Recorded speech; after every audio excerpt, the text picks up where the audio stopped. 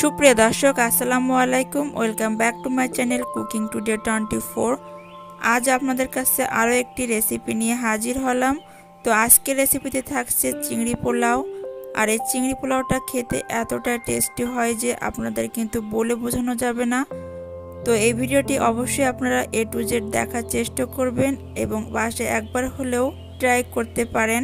তো আশা করছি আপনাদের সবার কাছে ভালো লাগবে। তো চলুন মূল রেসিপিতে চলে যাই। তো চিংড়ি পোলাওটা রান্নার জন্য প্রথমে আমি চিংড়ি মাছগুলোকে ফ্রাই করে নেব এবং এখানে প্রায় 500 গ্রামের মতো চিংড়ি মাছ আছে। তো এই চিংড়ি মাছটাকে ভালোভাবে ধুয়ে আমি খোসা ছাড়িয়ে নিয়েছি। তো এখানে কিছুটা আমি লবণ এবং মরিচের গুঁড়া অ্যাড করে ভালোভাবে মিশিয়ে নিব। তো এই মরিচের গুঁড়া এবং লবণটা দিলে কি রাইসটা রান্নার শেষেও এই চিংড়ি মাছটা খেতে কিন্তু অনেক বেশি ভালো লাগবে। তো চুলার আঁচটা এই পর্যায়ে আমি মিডিয়াম টু লোতে রেখে এই চিংড়ি মাছগুলোকে ফ্রাই করে নিব। হাই ফ্লেমে কিন্তু চিংড়ি মাছগুলো ভাজা যাবে না, এতে করে কিন্তু চিংড়ি মাছগুলো ড্রাই হয়ে যাবে এবং খেতে ভালো লাগবে না। তো একটু ধৈর্য নিয়ে এই মাছগুলোকে ভেজে নেবেন। তো চিংড়ি মাছগুলো এপিট ওপিট করে সুন্দরভাবে আমি ভেজে নিয়েছি।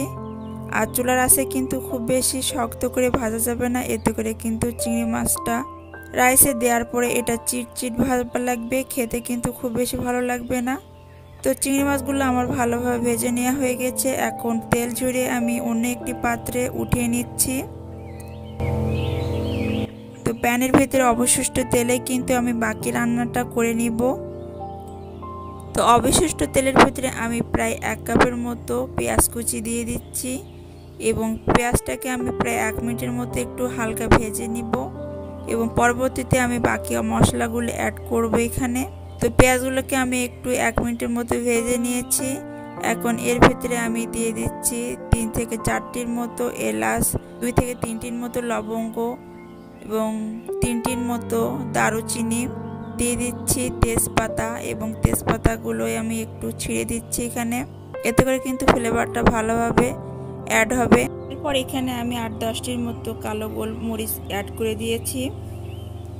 তারপর এখানে শুকনো জিরা মরিচ প্রায় 1 চামচের মতো দিয়ে এটাকে ভালোভাবে নেড়ে চেড়ে নিচ্ছি।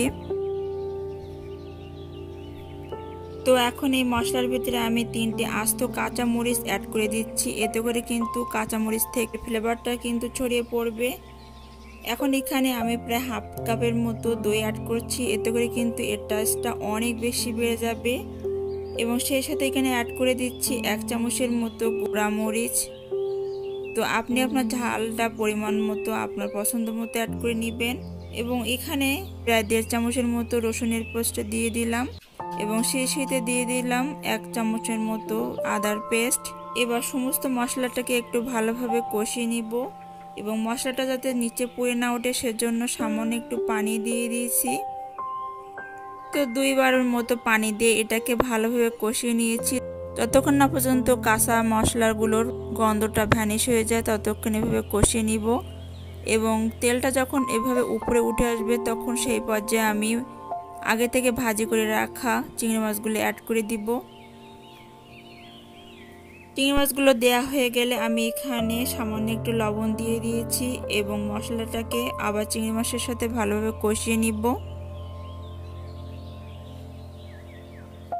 তো ভালোভাবে 2 থেকে 3 মিনিটের মতো কষিয়ে নিয়েছি এবং চিংড়ি মাছটাকে এভাবে আমি উঠিয়ে রাখছি আবারও অন্য একটি পাত্রে এবং বাকি মশলার সাথে আমি রাইসটা কিন্তু ভালোভাবে ভেজে নিব।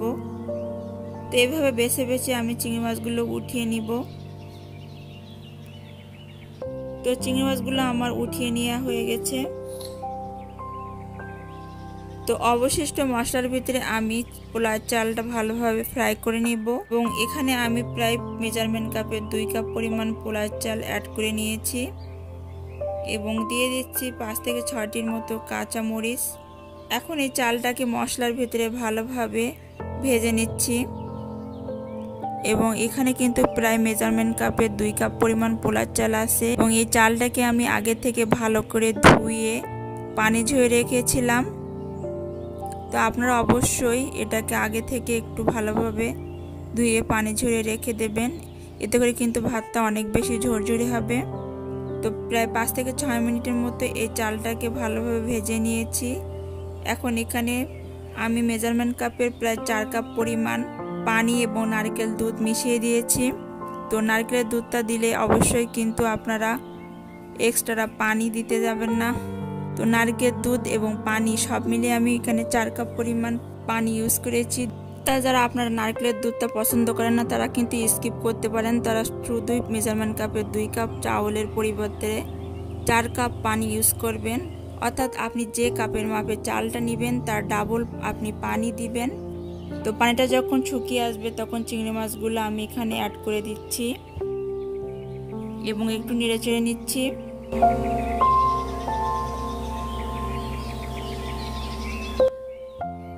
তো চিংড়ি মাছগুলো ভালোভাবে মিশিয়ে নেওয়া হয়ে গেলে এখানে আমি 5 থেকে 6টির মতো আলু বোখরা অ্যাড করে দিচ্ছি এবং সেই সাথে দিয়ে দিচ্ছি কিছুটা কিশমিশ, সামান্য একটু চিনি, গোলাপ জল এবং কেওড়া জল এবং সেই সাথে দিয়ে দিচ্ছি ঘি। এতে করে কিন্তু ফ্লেভারটা অনেক বেশি ভালো আসবে। এবং এখানে কিছুটা অ্যাড করে দিচ্ছি শাহি জিরা। এই শাহি জিরাটা দিলে কিন্তু একটা শাহি ফ্লেভার আসবে। তো এই শাহি জিরাটা অবশ্যই আপনারা দেওয়ার চেষ্টা করবেন। তো লাস্ট পর্যায়ে সামান্য একটু আমি চিনি অ্যাড করে দিচ্ছি। তো এই রাইসটা কিন্তু একটু ঝাল মিষ্টি খেতে বেশি ভালো লাগে। তো এই রান্নাটা কিন্তু আমি মিডিয়াম টু লো আঁচে ছেড়ে নিয়েছি। এই রাইসটা ভালোভাবে মিশিয়ে নেওয়া হয়ে গেছে। তো আমি ঢাকনা দিয়ে এটাকে আরও লো ফ্লেমে 10 মিনিটের মতো রান্না করে নিব। 10 মিনিট পরে আমি প্রায় আধা ঘন্টা রেস্টে রেখে আপনাদেরকে পরিবেশন করে দেখিয়ে দিচ্ছি। তো এই তো দেখুন আমার চিংড়ি পোলাওয়ের ফাইনাল লুক। তো এটা দেখতে যতটা না সুন্দর তার থেকে খেতে অনেক বেশি টেস্টি হয়েছিল। তো আপনারা অবশ্যই বাসায় একবার হলেও ট্রাই করে খেয়ে দেখতে পারেন। আশা করছি আপনাদের সবার কাছে ভালো লাগবে। তো আজকের ভিডিও এখানে শেষ করব। পরবর্তী ভিডিও দেখার আমন্ত্রণ জানিয়ে বিদায় নিচ্ছি। সবাই ভালো থাকবেন, সুস্থ থাকবেন, আমার জন্য দোয়া করবেন। আল্লাহ হাফেজ।